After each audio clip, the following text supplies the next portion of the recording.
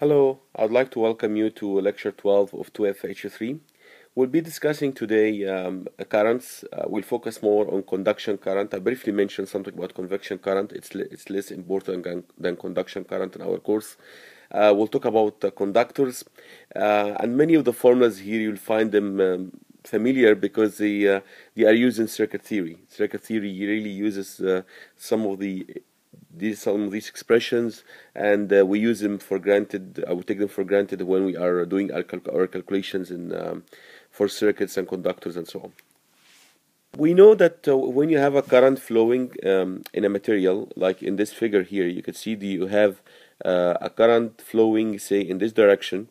Okay, so you use the direction of the movement of your charges, and what's happening here, you can take a small cut of this surface or this volume.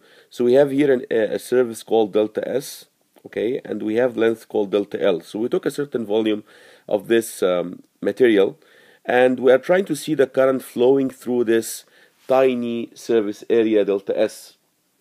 We know that by definition a current density is the current per area.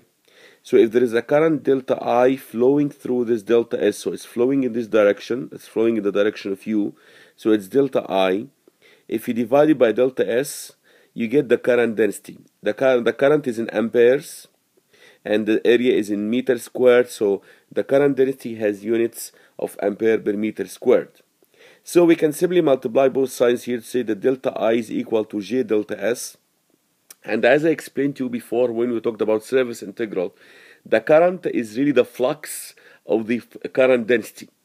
So we can put this multiplication here if these two are not in the same direction. Right now they are in the same direction because J is normal to delta S. But if they are not normal, the general expression is delta I is equal to J dot delta S. This is how we can calculate the flux of any vector quantity. You take the dot product between the quantity and the differential area vector, which is normal to that area. So this is the current flowing from this tiny surface. If I want to get the current flowing from a complete surface, I will have to carry out a surface integral of J dot ds. And we did discuss similar things when we talked about flux of all type of quantities during the vector analysis part. Now, this expression is very important to remember, and we'll be using it over and over again to calculate the current through different type of surfaces. If we know the current density vector, which will be in amperes per meter squared. Now, what if we have a volumetric charge moving? If you have a volumetric charge moving with a velocity u, so let's assume here in this box here, in this differential element, which has the length of delta y, it has an area of delta S, so the total volume is delta S multiplied by delta y. You have a volumetric charge density rho v, and it's moving with a velocity u. In that case, we use the basic definition of current, that the current is the rate of change of the charge. So here inside this box, what is the charge? The charge that we have is equal to the volumetric charge density multiplied by the volume, delta y by delta S. So we can simply replace this delta Q, which is the charge inside this differential volume, by rho v delta S delta y. And because the current is the charge divided by the time at which this charge, it's a change in the charge divided by the change in the time. So we divide this whole thing by delta t. dy by dt gives you the rate of change of y, which is really the velocity in the y direction here. So if you put in a vector form, it is u. So this will lead us to this very important formula that we should know. If you have a volumetric charge density rho v, and it's moving with a velocity of u, then the current density vector, corresponding current density vector in amperes per meter squared is rho v multiplied by u. So J will have the same direction as U, but they will have a scale factor of rho v between them. So this is very important for the calculation of the current density. So when we apply an electric field to any matter, to any material, so here what's going to happen is that you will have the electric field, and assume the electric field is pointing in this direction. This is the direction of E. As we know, if I have a positive charge in the direction of electric fields try to push it in its direction. It's try to repel it away from the positive charges that created that field. Okay, so positive charges will move in the direction of the electric field, and this will result in a positive current in the same direction. So here, when we talk about a current, you should always remember that a current is defined in the direction of flow of positive charges.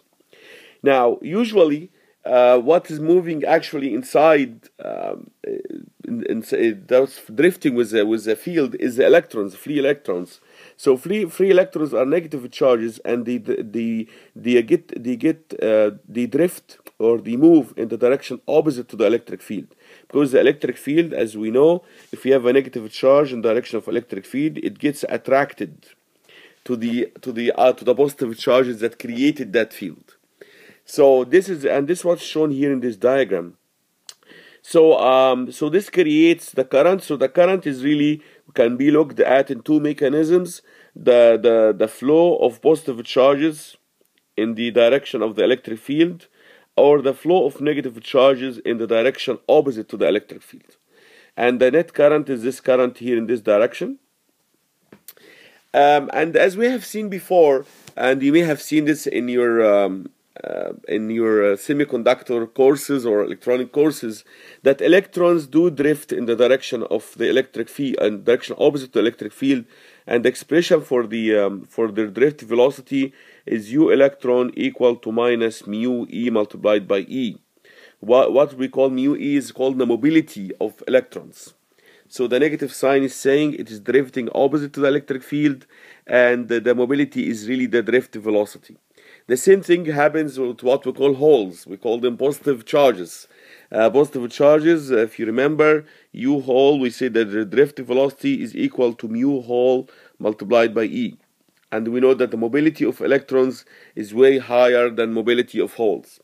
So if we take this expression, any one of these two expressions for the drift velocity, and put it for substituting the expression for the current density, that J is equal through V multiplied by U, we can take U out, replace this velocity of the charges, and replace it by a constant multiplied by the electric field, because the charges are now drifting, their drift velocity is proportional to the electric field. This will end up giving you this expression, which is well known.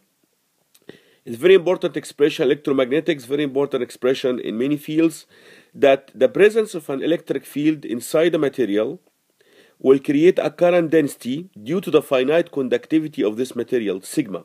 So this term here, after we replace U by mu E, J will be proportional to E. And this proportional constant is called sigma. It's called the conductivity. Electric conductivity in Siemens per meter or Mahos per meter. So now we know something very important.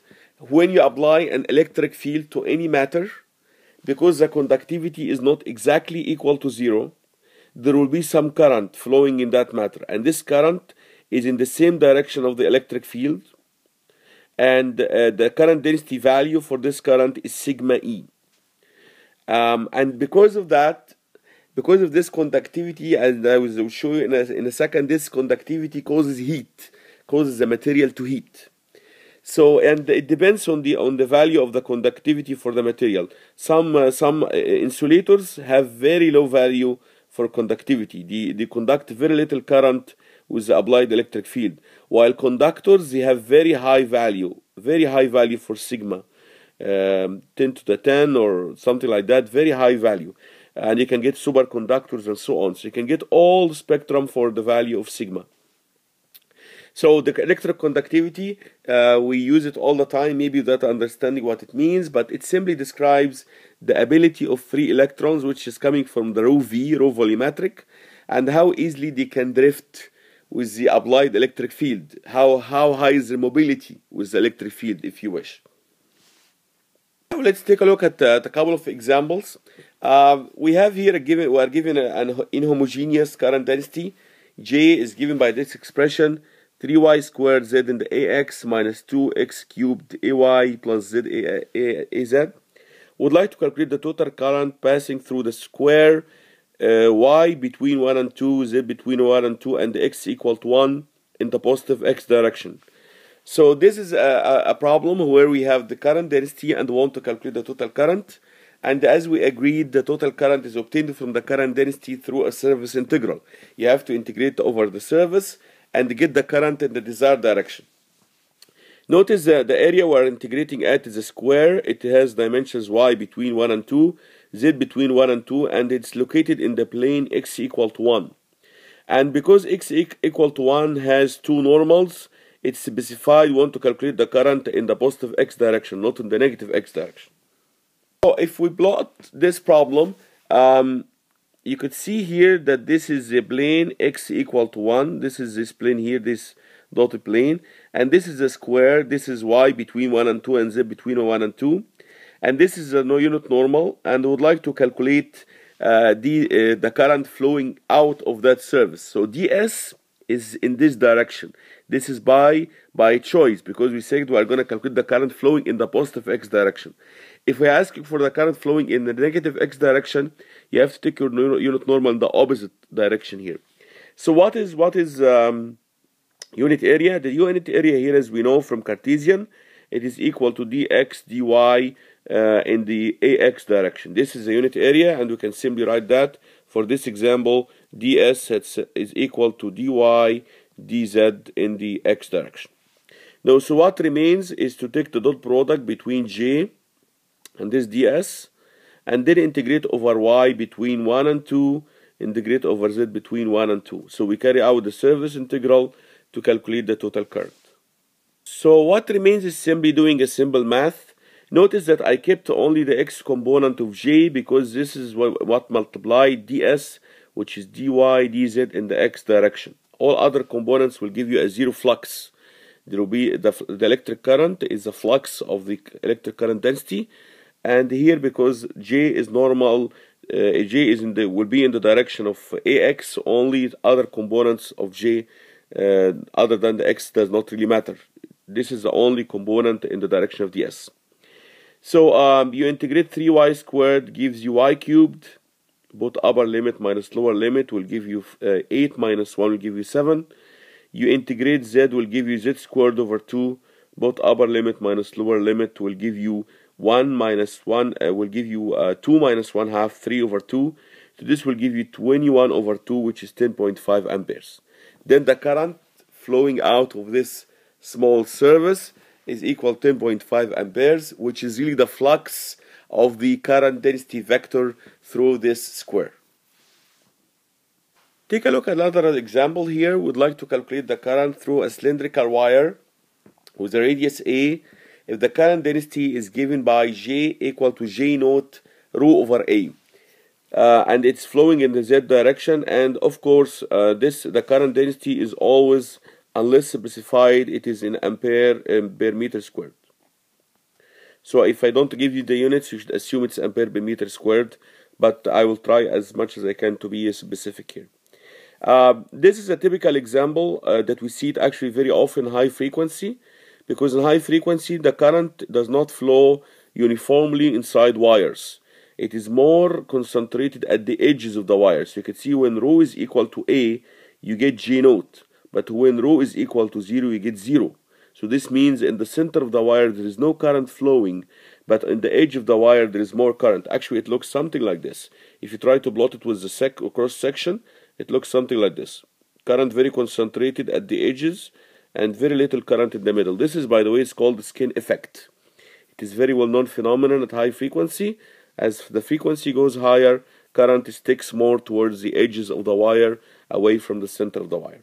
So here we have J naught is a constant, A is the radius of the wire, and we'd like to calculate the current flowing through this surface.